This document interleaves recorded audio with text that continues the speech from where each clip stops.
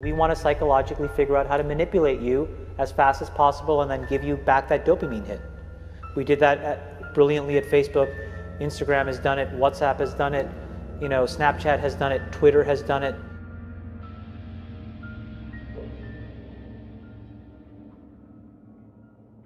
Tell us, I love that analogy you made on 60 Minutes about the slot machine. Yep. That the phone is really a slot machine, and every time people are checking, they want to get some sort of goose. I mean, it's built into our brains of variable schedule rewards. So if you pull a lever and sometimes you get a reward and sometimes you don't, sometimes you get a reward like you're invited to the Bill Maher show, and sometimes you pull your lever and you get a newsletter on an email you want to throw away, it makes it addictive. And so everything about our phone accidentally becomes a slot machine because it could be a text message from someone you love or it could be nothing.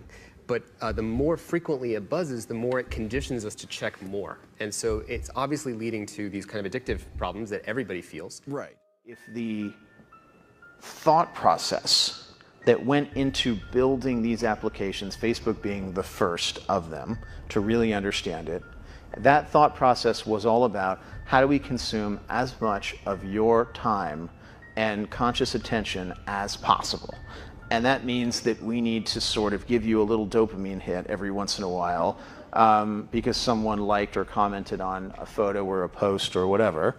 And that's going to get you to contribute more content, and that's going to get you, more likes and comments. I mean, it's a social validation feedback loop that it's like it's exactly the kind of thing that a hacker like myself would come up with, because you're exploiting a vulnerability in human psychology.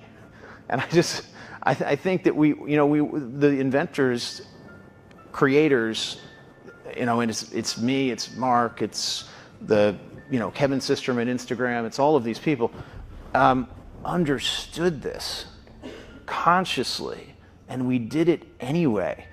What are some examples of apps that people use on a pretty regular basis, and the ways that these companies are drawing this in?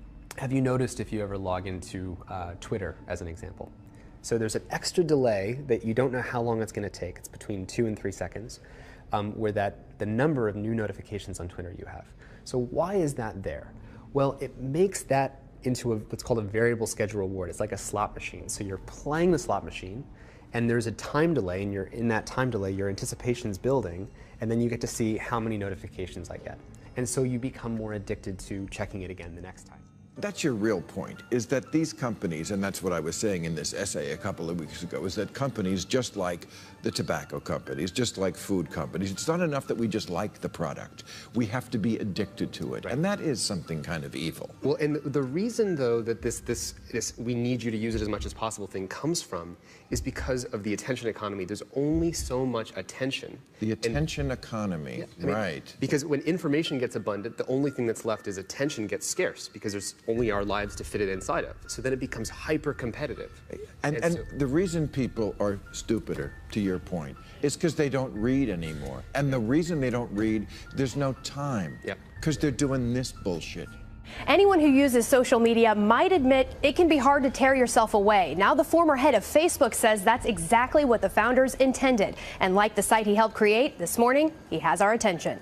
The 38-year-old mogul admits he, along with other pioneers of social media, knew what they were doing. We understood this consciously, and we did it anyway.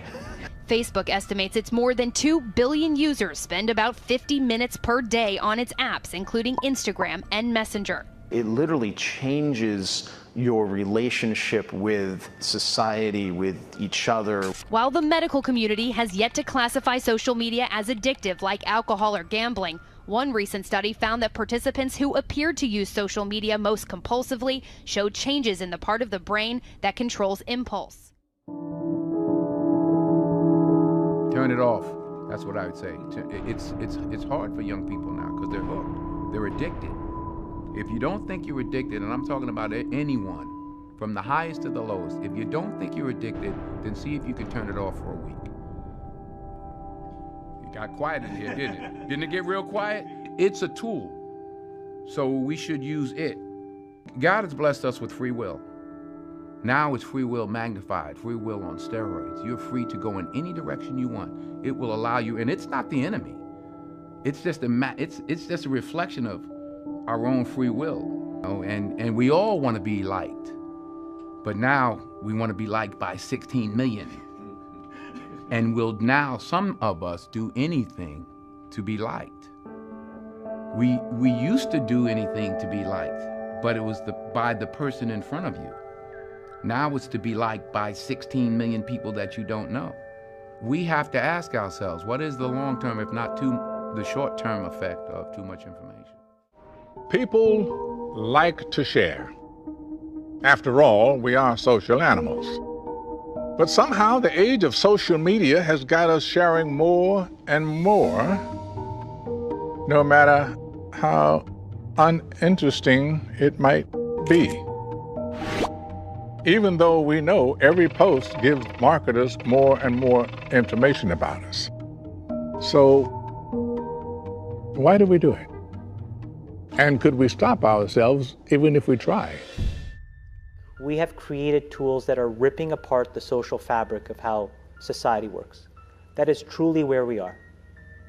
And I would encourage all of you, as the future leaders of the world, to really internalize how important this is. If you feed the beast, that beast will destroy you. If you push back on it, we have a chance to control it and rein it in.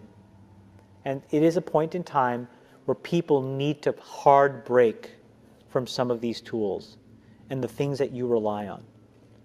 The short-term dopamine-driven feedback loops that we have created are destroying how society works. No civil discourse, no cooperation, misinformation, mistruth, and it's not an American problem. This is not about Russian ads. This is a global problem. Today, wherever we go, we're inevitably surrounded by fellow citizens staring into their phones, as we usually are too. So the goal is to keep us on our devices longer. Why? For any company whose business model is advertising or engagement-based advertising, meaning they care about the amount of time someone spends on the product, they make more money the more time people spend. So the game becomes, how can I throw different persuasive techniques to get people to stay, to spend as long as possible, and to come back tomorrow?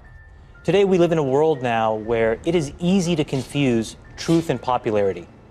And you can use money to amplify whatever you believe and get people to believe that what is popular is now truthful and what is not popular may not be truthful. And the reality is now I can take money and I can use that through all of these social media systems that exist to hundreds of millions of people, and I can convince all of Joe's friends and everybody like him of my opinion in very subtle and small ways. And he can do the same to me. We can do that about vaccines. We can do that about gay rights. We can do that about bathroom laws. We can do that about Roy Moore. And so I think the question we have to ask ourselves is, how do we live in a world where this is now possible? So how do we prevent social media from not being a delivery system for fake news? Because Hillary Clinton was out talking about this week. She said the other side was using content that was just flat out false and delivering it in a very personalized way. Yeah. If you look at Facebook, the vast majority of the news items posted were fake. What do we do about this? Well, I mean, so the thing is, there's this myth that technology is neutral, that it's up to us to choose how we use it. Therefore, these platforms are not responsible. It is not true.